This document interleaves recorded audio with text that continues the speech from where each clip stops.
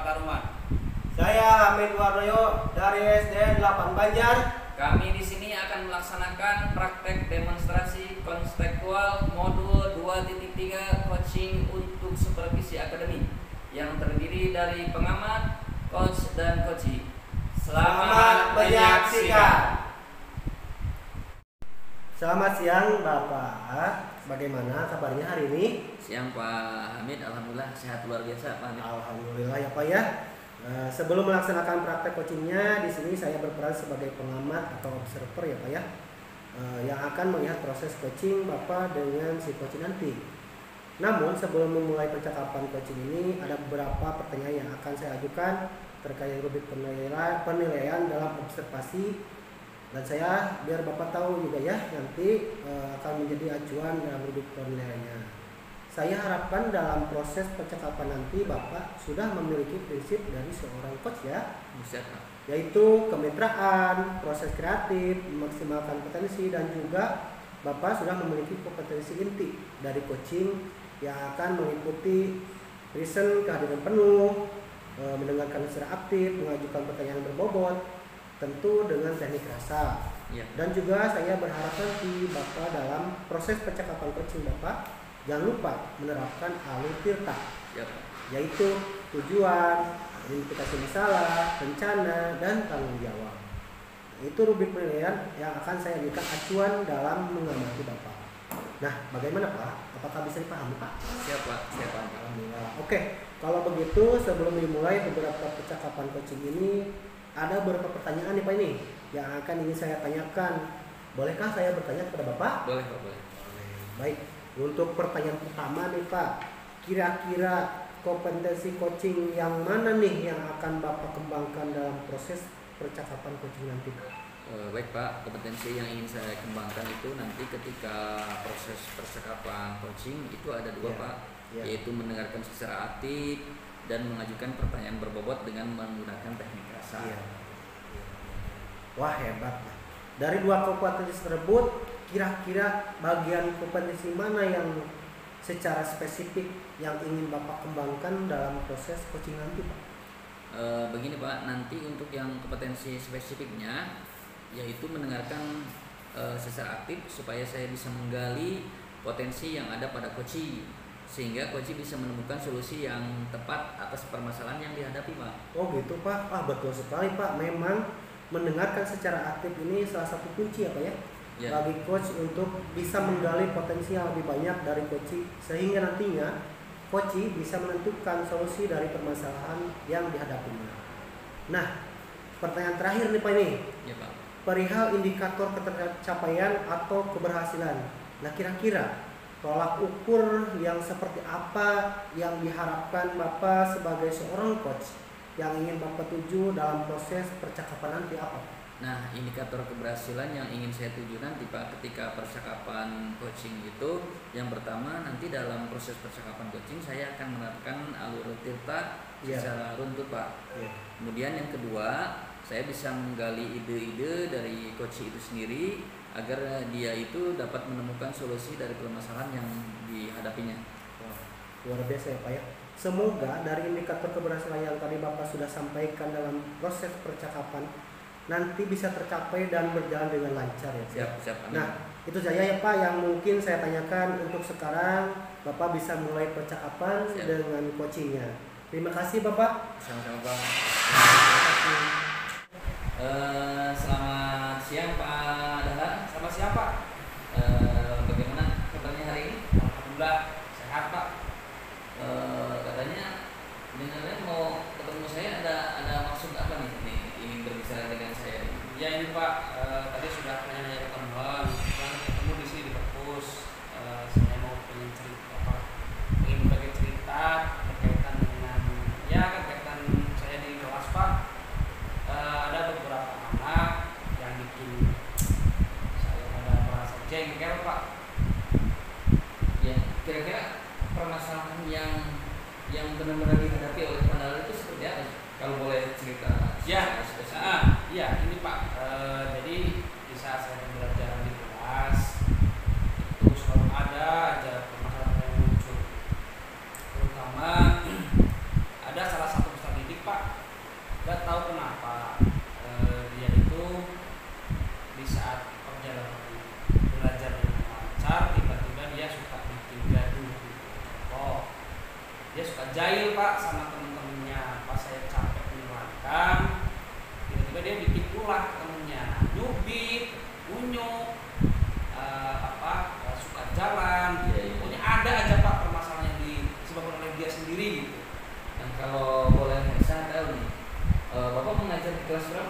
kelas 5 Pak. Kelas 5 itu anak yang suka nyubit, yang susah diatur lah. Itu ada berapa orang ya? Sementara ini yang paling menonjol itu satu Pak, yang lain mah standar biasa lah, wajar. Dia itu yang kayak gitu nggak tahu dia suka seperti itu Pak, jahil gitu. Itu setiap Bapak mengajar atau hanya dalam misalkan lah dalam seminggu itu berapa kali gitu, atau setiap hari ketika Bapak mengajar seperti itu? Hampir setiap hari Pak, hampir setiap hari. Enggak itu di pelajaran matematika, bahasa Indonesia, atau kalau PJOK ya kan beda. Tapi itu yang setiap saya rasakan itu seperti itu. Dia tidak bisa kondusif. Dia efeknya itu nggak cuma dia sendiri yang nggak bisa matematika, tapi ke yang lain juga berpengaruh Pak. Ya baik, jadi itu ya permasalahannya. Nah kira-kira nih menurut Bapak skala permasalahan ketersapaian dari hal itu kalau di rating dari angka 1 sampai 10 itu berada di level berapa ya? Itu ada di level mungkin kalau saya nilai itu mungkin 6 Pak. Oh, 6.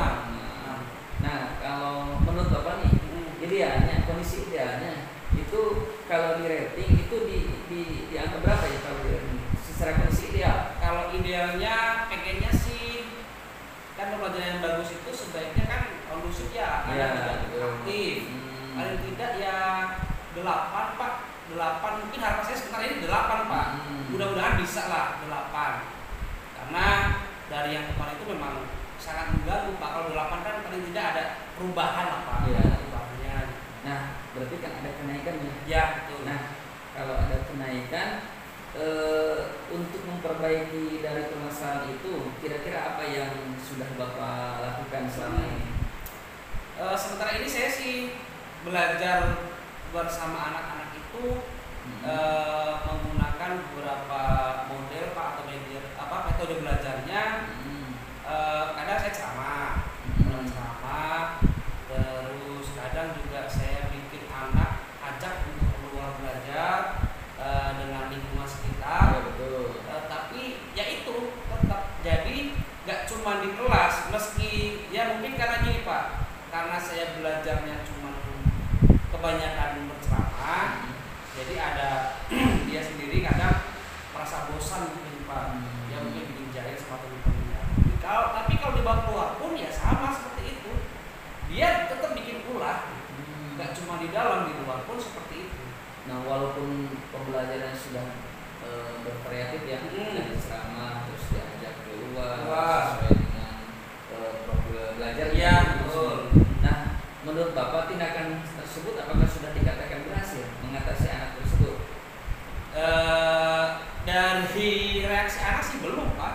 Jadi efek yang ditimbulkan anak-anak itu seperti itu, belum kondusif Pak, belum kondusif. Oh belum ya? Belum. Terus kira-kira nih langkah selanjutnya untuk biar anak supaya kondusif, ya supaya belajarnya fokus, supaya tidak jahil, kira-kira apa yang akan dilakukan oleh Pak Dahlan? Ya kebetulan di pembelajaran yang saya bawakan itu memang baru ceramah sama yang itu ya Pak ya. Jadi memang masih mungkin dari anak itu belum terasa motivasinya untuk belajar. Mungkin saya perlu gali lagi contoh kayak saya perlu menerapkan pembelajaran yang sesuai dengan kebutuhan anak. Contoh kayak karena kan kebetulan baru belajar tentang materi diferensiasi Pak. Nah kebetulan itu belum saya terapkan. Itu baru saya belajar di PMM Pak. Nah saya pengennya kan di sana ada kebetulan itu pendekatan pembelajaran berusaha untuk memotivasi anak untuk mengikuti pembelajaran yang baik. Terus lagi di sana juga berusaha untuk belajar dengan cara anak sukanya apa gitu Pak. Anak itu diajak belajar sesuai dengan minatnya. Terus lagi didekatkan dengan konten belajarnya Pak. Betul. Itu mungkin langkah-langkah yang perlu saya kembangkan dengan penerapan pembelajaran berdiferensiasi. Jadi kayak contohnya tadi si anak, kita cari dulu permasalahan dia nggak mau belajar itu apa gitu. Disampaikan di situ seperti itu Pak di pembelajaran diferensiasi itu yang saya tahu Pak. Jadi mungkin ada hal yang belum dia capai, tapi saya ajak untuk belajar materi yang lebih luas. Itu seperti itu Pak. Jadi akan menerapkan pembelajaran kira-kira ini untuk perencanaan tersebut Bapak akan melibatkan siapa saja yang akan membantu Bapak?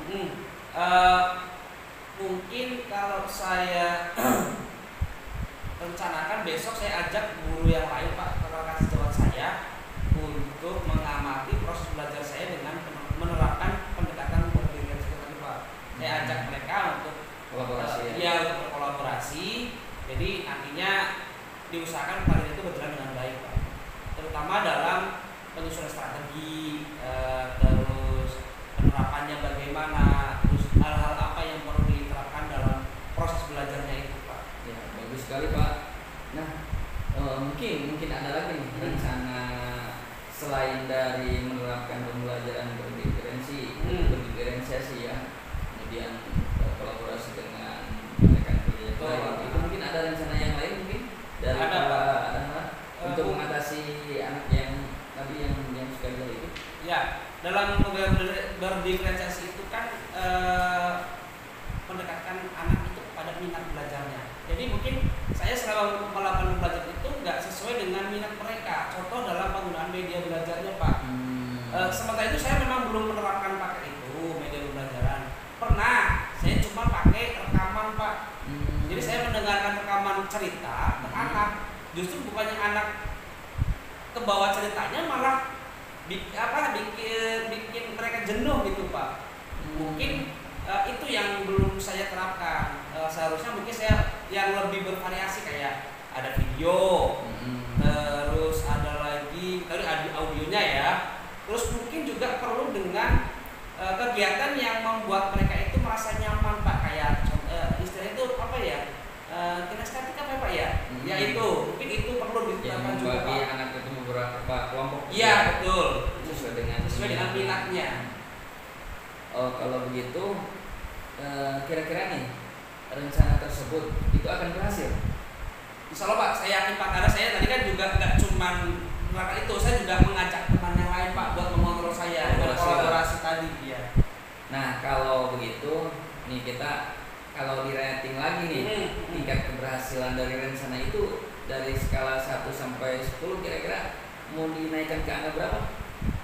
Mungkin 8 ya Pak ya? Enggak 10 sekalian. Enggak apa lah, 9.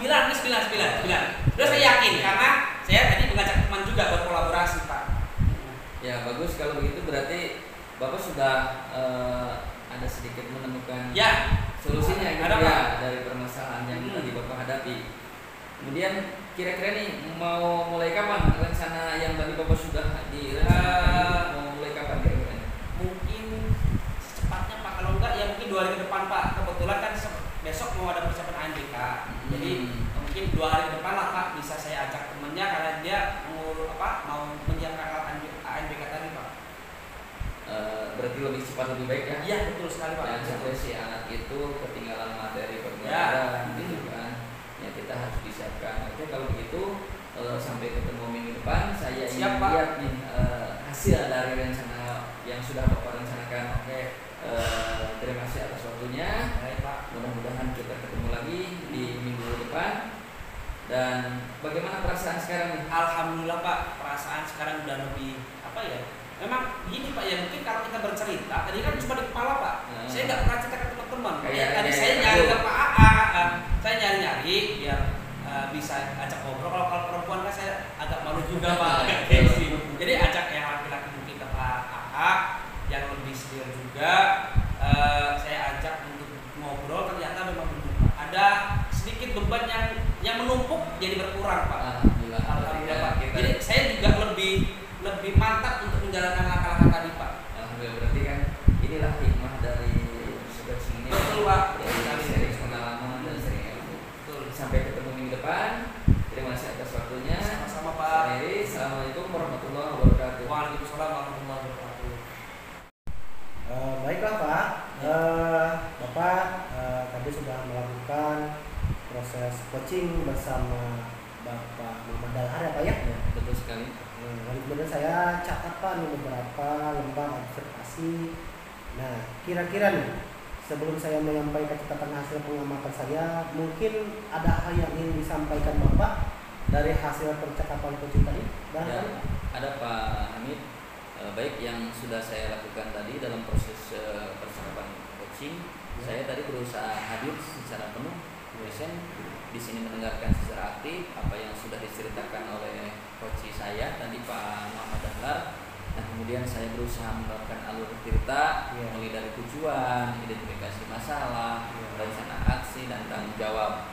Bahkan tadi saya sudah menanyakan komitmen coach dari Pak Muhammad Dahlar untuk melaksanakan rencana yang sudah dibuatnya. Seperti itu. Luar biasa Pak. Baik Pak, ini sama persis Pak nih dengan catatan yang saya di lembar observasi di saya ya. Nah ini Pak catatannya. Mungkin yang pertama bahwa Bapak ini sudah menerapkan prinsip coaching ya Pak ya, yaitu kemitraan. Tadi Bapak memposisikan setara dengan coachingnya Pak, itu luar biasa sekali Pak. Kemudian catatan yang kedua, Bapak sudah melaksanakan proses kreatif yang mana dapat menggali ide-ide atau solusi dari coachingnya itu sendiri Pak ya, luar biasa. Kemudian catatan yang ketiga dari saya yaitu Bapak dapat memaksimalkan potensi diri dari coaching. Tadi coaching banyak sekali menemukan solusi dari permasalahan yang dihadapinya, dan sebelumnya itu tidak terpikirkan sama sekali oleh coachingnya, sampai coaching akan membuat perencanaan aksi dari solusi permasalahan yang ada. Luar biasa. Kemudian catatan yang keempat yaitu Bapak sudah melaksanakan alur tirta, ya, yaitu menyampaikan tujuan, identifikasi masalah, rencana, dan tanggung jawab. Kemudian catatan yang terakhir dari saya yaitu Bapak telah melaksanakan kompetensi inti, yaitu kesadaran penuh atau present ya Pak ya, luar biasa. Nah, dari kegiatan coaching tadi, kira-kira nih kompetensi apa yang ingin Bapak kembangkan di selanjutnya nih? Baik, karena tadi saya sudah berusaha untuk mengembangkan kesadaran penuh atau present, dan itu sudah sesuai dengan catatan dari lembar observasi, maka kedepannya saya akan mengembangkan dua kompetensi, yaitu mendengarkan secara aktif dan membuat pertanyaan yang berbobot. Tapi itu semuanya mungkin saya butuh latihan yang sering kalinya Pak. Wah gitu Pak, luar biasa dengan rencana Pak ya. Nah berarti Pak, Bapak akan melakukan latihan lebih banyak lagi apa ya, terutama untuk mengembangkan kompetensi terkait mendengarkan secara aktif dan mengajukan pertanyaan yang berbobot. Baiklah Bapak, semakin sering melakukan coaching, maka kompetensi coaching dapat terpenuhi dan keterampilan coaching yang bagus bisa diraih oleh Bapak. Amin. Nah, oleh karena itu semuanya sudah selesai Pak ya. Saya cukupkan sekian karena Pak A hari ini coaching tersebut alhamdulillah telah terlaksana dengan begitu baik Pak. Baik, terima kasih atas waktunya. Mudah-mudahan kita bertemu di lain kesempatan ya Pak ya. Terima kasih Pak. Sama-sama. Demikian video dari kami, semoga bermanfaat. Assalamualaikum warahmatullahi wabarakatuh.